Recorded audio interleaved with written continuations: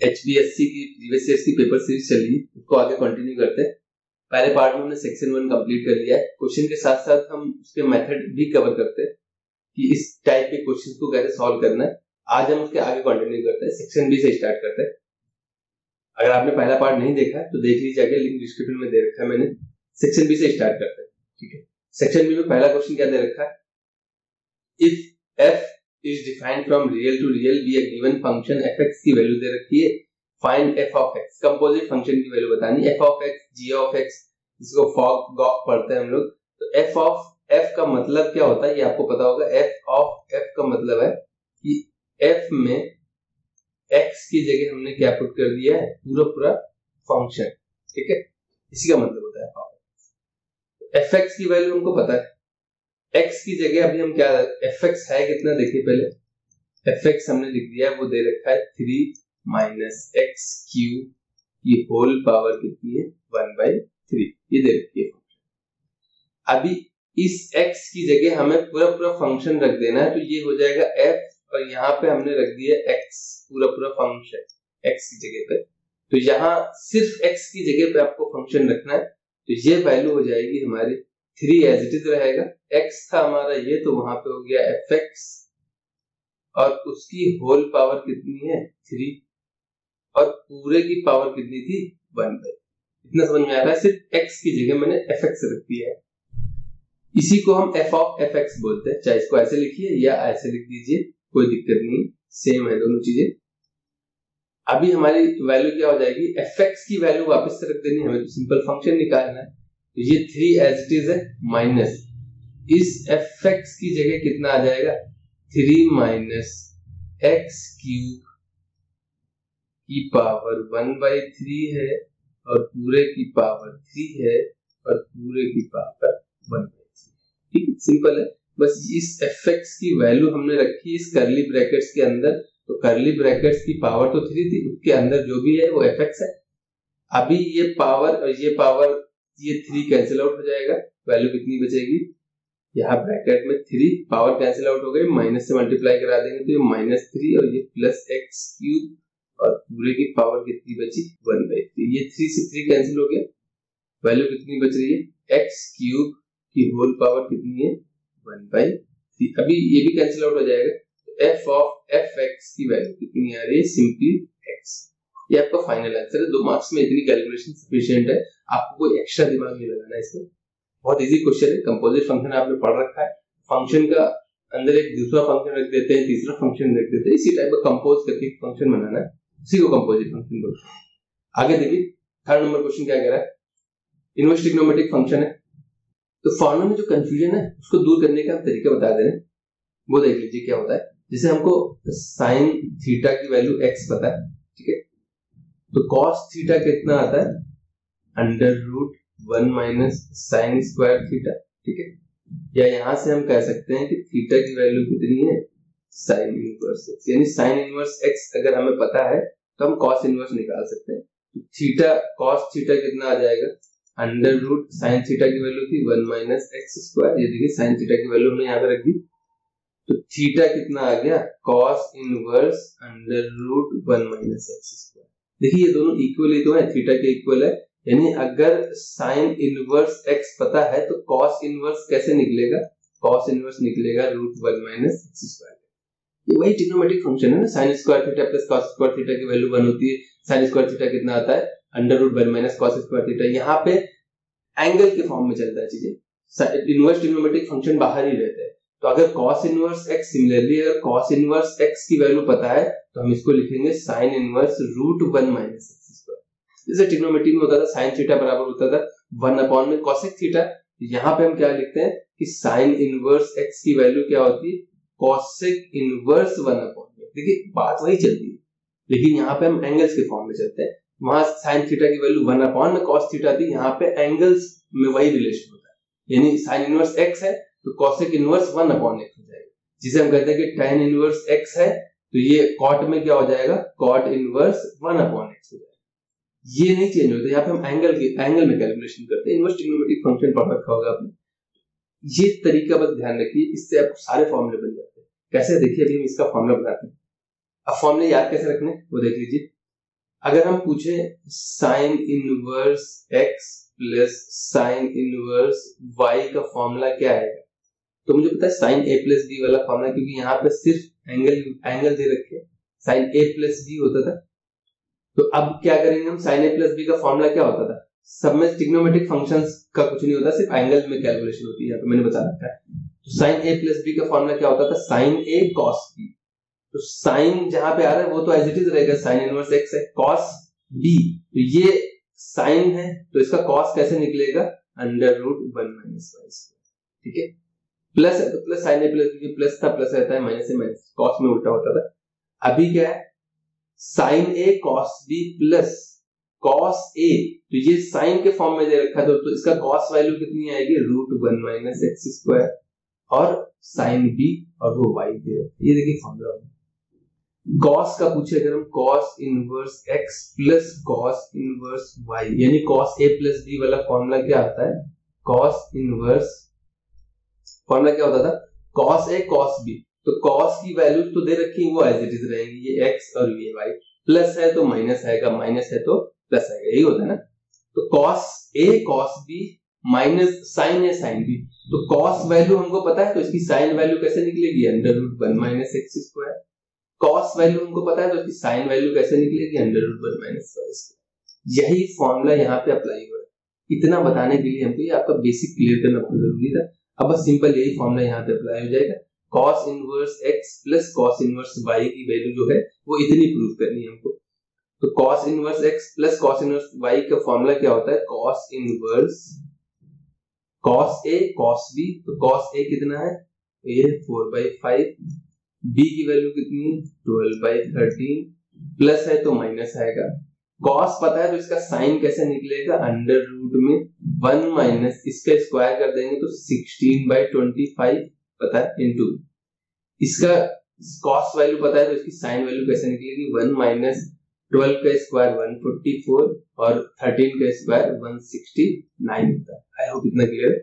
बस एलसीएम लेना है और कुछ नहीं करना है इसमें।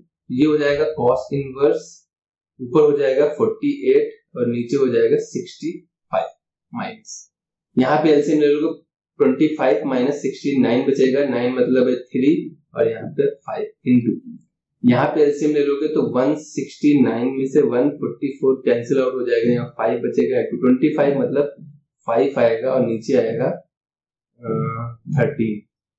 अभी कैंसिल मत करिए क्योंकि एलसीएम लेने में आपको हेल्दी रहेगी, फायदा क्या, आप यहाँ कैंसिल करोगे बाद में फिर एलसीएम लोगे तो नीचे भी 65 हो जाएगा, तो वैल्यू आएगी cos इनवर्स 48 अपॉन में 65 माइनस का 15 अपॉन में 65, भाई डिनोमिनेटर सेम है तो ऊपर एडिशन सब्ट्रैक्शन हो जाएगा, तो वैल्यू कितनी आ जाएगी, cos इनवर्स 48 माइनस 15 33 और नीचे आ जाएगा 65, और यही हमको प्रूफ करना था। देखिए एक प्रूफ करना, क्वेश्चन में कुछ नहीं दिया, क्वेश्चन बहुत इजी था, अगर आपको फॉर्मूला पता है तो आप डायरेक्ट अप्लाई करिए। यहाँ पे हमने जो चीजें थोड़ा टाइम लिया है, आपको फॉर्मूला बताया है कैसे याद रखना है, वो तरीका याद रखिए। इससे होता क्या है कि फॉर्मूले जितने भी टाइप के बनते हैं हम इजीली बना सकते हैं। साइन इनवर्स एक्स पता है तो कॉस इनवर्स हम निकाल सकते हैं, कॉस इनवर्स एक्स पता है साइन इनवर्स एक्स निकाल सकते हैं, tan cot जो भी निकालना है वो रिलेशन होता है। ठीक है, क्वेश्चन नंबर 4 देखिए क्या कह रहा है, इफ ए एक मैट्रिक्स दे रखी है, ये मैट्रिक्स है, और बी एक मैट्रिक्स दे रखी है, तो हमें इनका प्रोडक्ट निकालना है और उसका ट्रांसपोज। प्रोडक्ट बहुत इजी है, पहले देखने पॉसिबल है।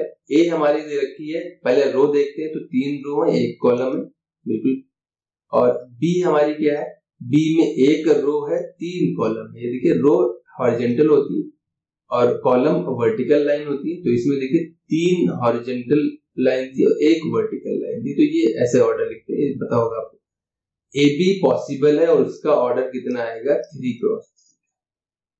ठीक है, तो जब भी मल्टीप्लाई कराना होता है तो प्रेफर यही करिए कि मैट्रिक्स एक बार लिख दीजिए उसी ऑर्डर में, ऑर्डर मत चेंज करिएगा क्योंकि ऑर्डर मैटर करता है। मैट्रिक्स में A B is not equal to B A, ये आपने पढ़ा होगा मैट्रिक्स में, तो ऑर्डर मैटर करता है। इनटू में बी जैसे ऑर्डर में दे रखी थी, बाद में बी है तो बाद में हम बी लिखेंगे -6। इसका मल्टीप्लीकेशन बहुत इजी है, सिंपल। हमें यहाँ पे क्या मिलता है, फर्स्ट रो फर्स्ट कॉलम का एलिमेंट मिलता है, तो फर्स्ट रो हमारी सिर्फ ये है, फर्स्ट रो ये है। अब फर्स्ट रो फर्स्ट कॉलम पे जाएगी तो ये भी फर्स्ट कॉलम सिर्फ इतना सा ही है, तभी तो हमें फर्स्ट रो फर्स्ट कॉलम का एलिमेंट मिलेगा।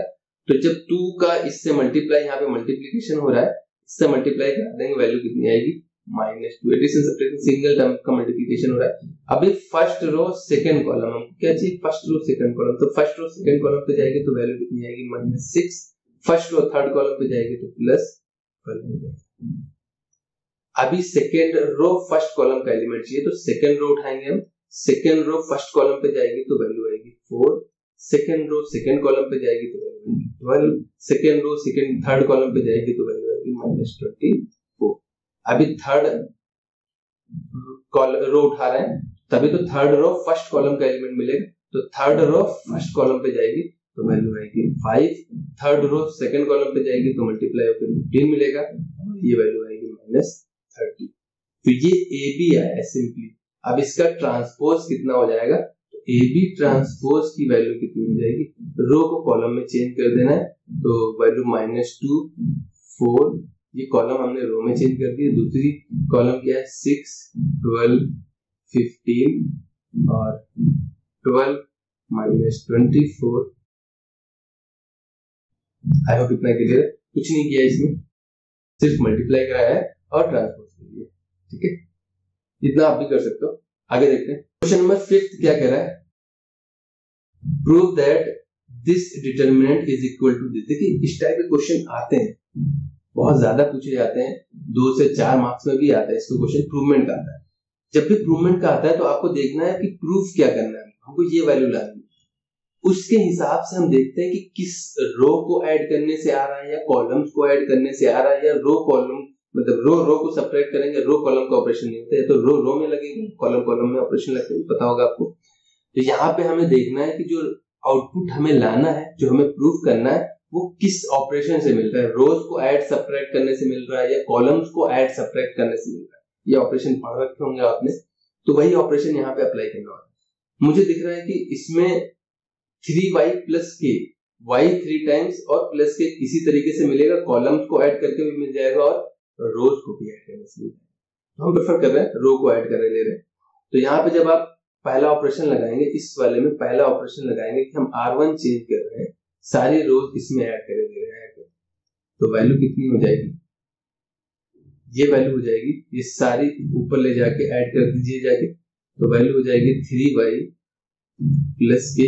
यहाँ पे भी कितना आएगा 3y + k, तो एक ही है, y 3 टाइम्स मिल रहा है, 3y + आप कॉलम में भी अप्लाई कर सकते हैं, कोई दिक्कत नहीं। ठीक है, मैं डिटरमिनेंट में यही अच्छी बात है कि आप रो भी अप्लाई कर सकते हैं, कॉलम भी अप्लाई कर सकते हैं। मैथमेटिक्स में क्या होता है कि अगर आपको रो ऑपरेशन अप्लाई करना है तो सारे रो ऑपरेशन अप्लाई करना है, इसीलिए वहां पे जो मेथड भी था, elementary row operation, elementary column operation, वहां पे 2 ऑपरेशन सेपरेट थे। एलिमेंट्री रो ऑपरेशन का यूज करके आपको ये सॉल्व करना, इनवर्स निकालना, और एलिमेंट्री कॉलम का ऑपरेशन, कॉलम वाला यूज करके, यानी कि अगर आप रो यूज करेंगे तो सारे रो अप्लाई करने पड़ते हैं।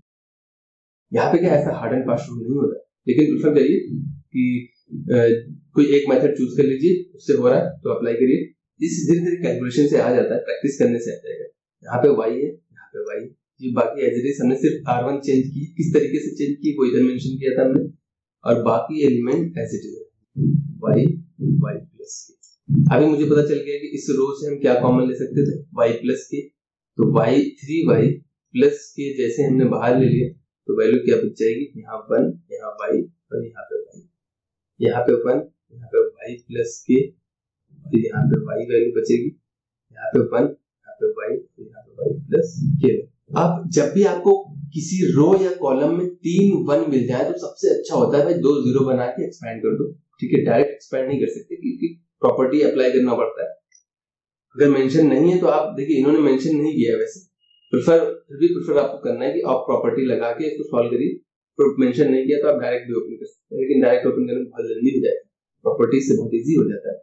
जैसे ही हमको दिख गया कि 3 1 मिल गया तो हम 2 0 कर सकते थे। कैसे, C1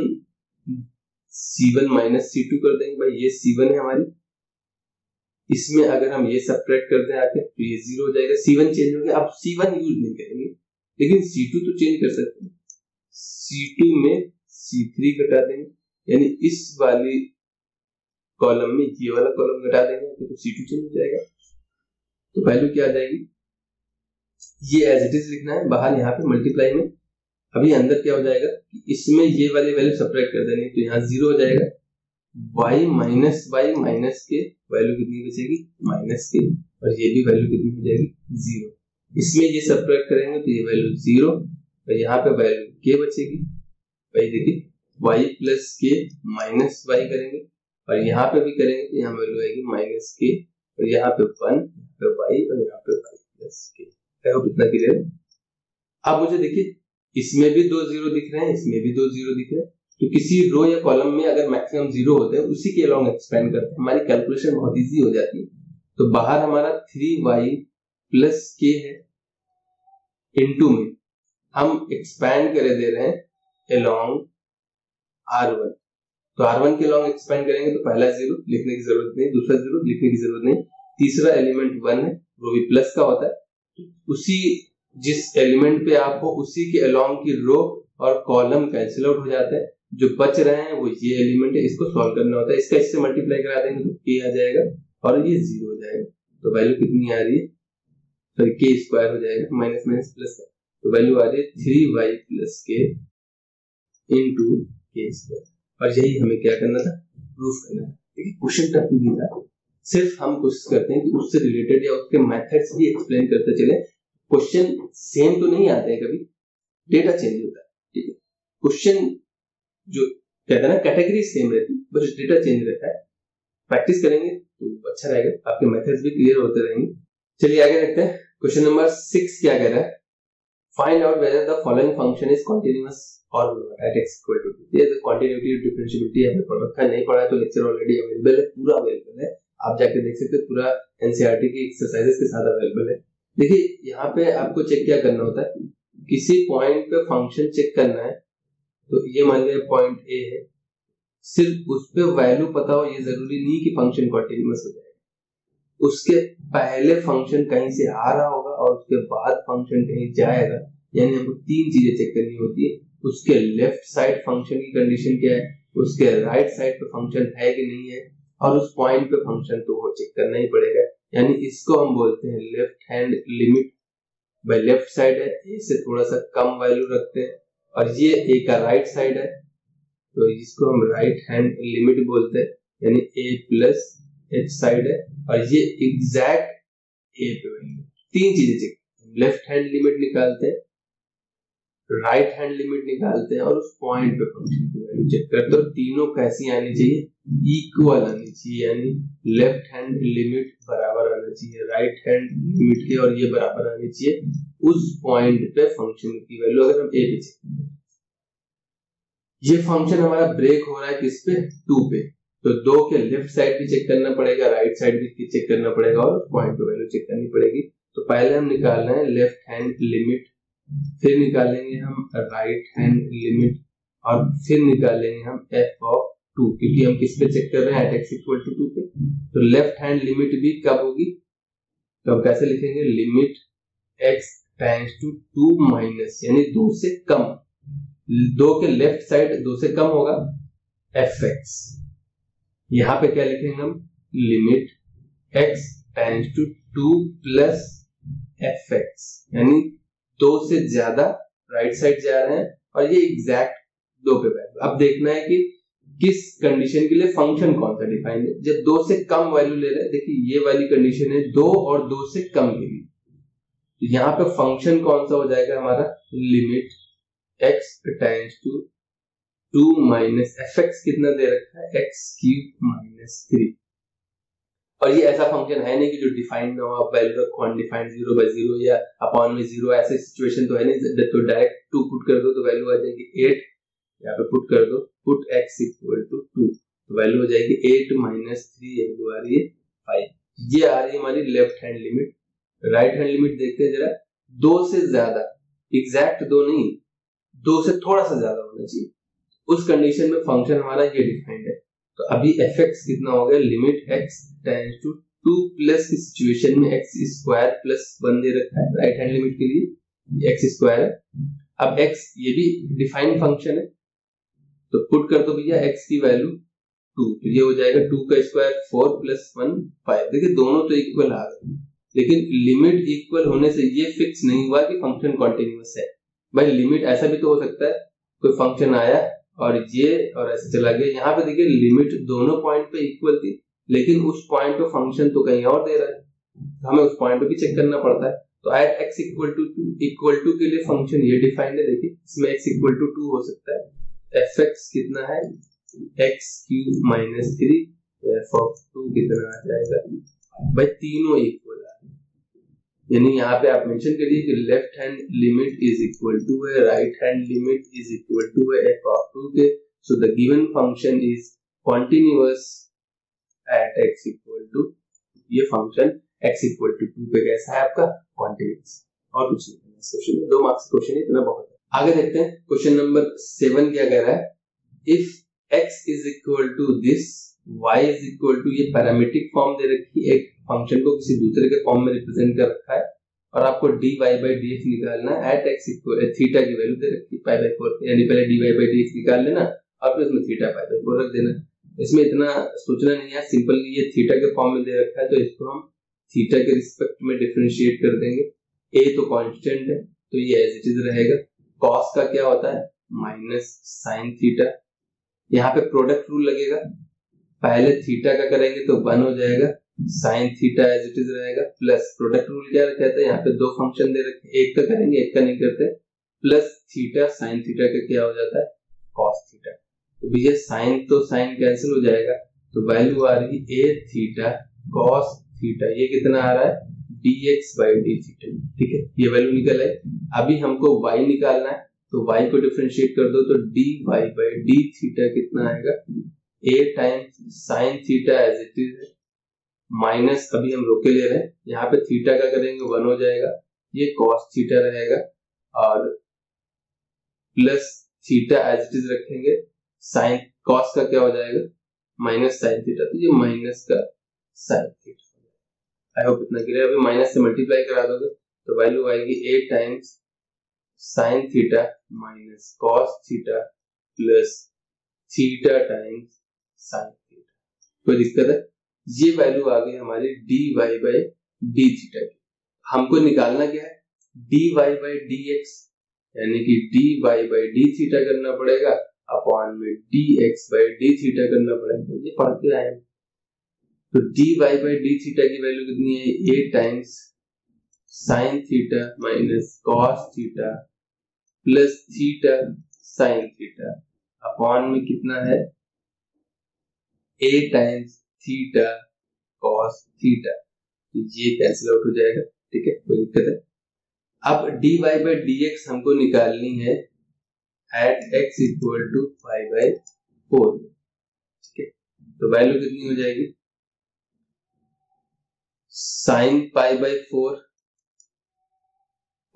minus cos pi by 4 plus pi by 4 into sine pi by 4 upon theta की value pi by 4 into cos pi by 4। तो ये देखिए पाई बाय 4 कॉस और साइन दोनों इक्वल होते हैं, 1/√2 साइन भी देगा कॉस भी 1/√2 देगा, ये कैंसिल आउट हो जाएगा। तो ये कैंसिल आउट होने के बाद पाई बाय 4 और ये पाई बाय 4 भी कैंसिल आउट हो जाएगा और ये भी कैंसिल आउट हो जाएगा, क्योंकि इसकी वैल्यू भी सेम होती है 1/√2 1/√2 कैंसिल आउट हो जाएगा। तो फाइनल वैल्यू कितनी आ रही है, simple at x equal to pi by 4।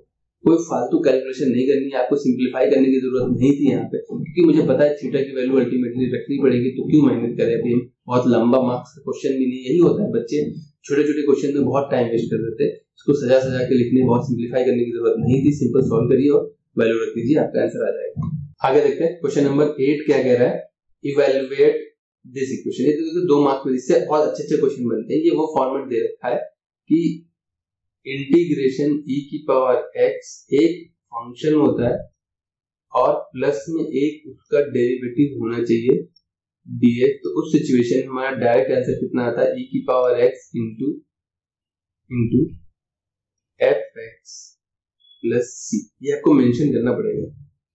इस सिचुएशन में अगर हम इसको ध्यान से देखें तो ये वैल्यू इस सिचुएशन में fx हमारा कितना है 1/x है और f डैश x कितना है -1/x²। तो ये वही सिचुएशन बन गई हमारी कि इंटीग्रेशन e की पावर x 1/x हमारा फंक्शन है और ये उसका डेरिवेटिव है। आप चाहे तो इसको ऐसे भी लिख सकते हैं, तो ये माइनस dx, तो ये वही फॉर्मेट हो गया। देखिए ये वही फॉर्मेट है आपका, एक फंक्शन होता है प्लस में उसका डेरिवेटिव होता है, तो प्लस में उसका डेरिवेटिव दे रखा है, तो ये fx है, ये f dash x है, तो इसका डायरेक्ट वैल्यू कितनी आ जाएगी, e की power x into 1/x plus c। कुछ नहीं करना है, सिर्फ इतना ही करना है इस क्वेश्चन, ठीक है। बस ये आपको फॉर्मेट पता होना चाहिए, इससे अच्छे अच्छे क्वेश्चन बनते हैं। अगर आप कहोगे तो हम इस टाइप के जितने भी अच्छे क्वेश्चन बनते हैं जिसमें एग्जैक्ट फॉर्मेट में नहीं दिया होता है फंक्शन और उसका डेरिवेटिव, हमें कुछ एडजस्टमेंट करके फंक्शन और उसका डेरिवेटिव बनाना पड़ता है। इंपॉर्टेंट क्वेश्चंस की हम एक वीडियो बना देंगे अगर आप कमेंट करोगे तो। आगे देखते हैं question number 9, sin cube x upon cos cube x sin cube x dx 0 to pi by 2। ये देखिए ये भी अच्छा क्वेश्चन है, इससे वैरायटीज बहुत बनती है। इस टाइप के क्वेश्चंस का तरीका क्या होता है कि 0 to a fx अपॉन में fx plus f of a minus x dx, इस टाइप का क्वेश्चन दिया होता है। इसकी प्रॉपर्टी ये i के इक्वल है, अगर हम इसमें प्रॉपर्टी अप्लाई कर देंगे 0 to a f of a minus x वाली, तो यहाँ पे क्या हो जाएगा f of a minus x और ये fx बचेगा dx। अब अगर आप इन दोनों को ऐड कर दोगे, इन दोनों को सिचुएशन को, ये फर्स्ट इक्वेशन ये सेकंड इक्वेशन है, तो इधर तो 2i हो जाएगा, इधर देखिए न्यूमरेटर डिनोमिनेटर दोनों सेम होके कैंसिल आउट होके 1 दे देंगे, ये dx है 0 से a, हमेशा ये होता है। इस टाइप के क्वेश्चन में साइन कॉस दे सकता है, कॉस ऊपर दे देगा नीचे साइन दे देगा, ऐसी सिचुएशन आ सकती है। तो जिस टाइप की सिचुएशन बनती है ना, एक फंक्शन जो ये लिमिट दे रखी होती है 0 to a, जैसे ही आप ये वाली प्रॉपर्टी अप्लाई करोगे एग्जैक्ट सेम बन जाता है, दोनों को जैसे ऐड करोगे एग्जैक्ट सेम बन के कैंसिल आउट हो जाता है। तो ये प्रॉपर्टी आपने पढ़ रखी होगी, सिर्फ ये वही प्रॉपर्टी अप्लाई हो रही है यहाँ पे। इस सिचुएशन में जो क्वेश्चन दिया होता है उसको सिंपल i मान लो, तो वैल्यू कितनी है 0 to pi by 2 sin cube x upon में sin cube x plus cos cube x dx। ये जो लिमिट दे ये a माइनस x वाली प्रॉपर्टी जैसे ही अप्लाई करोगे तो एक फॉर्म दूसरे फॉर्म में चेंज हो जाता है। जैसे साइन क्या हो जाएगा sin 90 minus theta cos theta, जो दूसरा दे रखा था नया, यहाँ पे एक तो सेम दे रखे थे sin sin, दूसरा जो दे रखा था जैसे ही वो प्रॉपर्टी अप्लाई करोगे तो ऊपर वाला दूसरे के फॉर्म में चेंज हो जाता है, तभी अप्लाई हो जाता है ये फॉर्म। अभी हम वो प्रॉपर्टी अप्लाई कर देंगे, 0 to a मेंशन कर दोगे ज्यादा अच्छा रहेगा।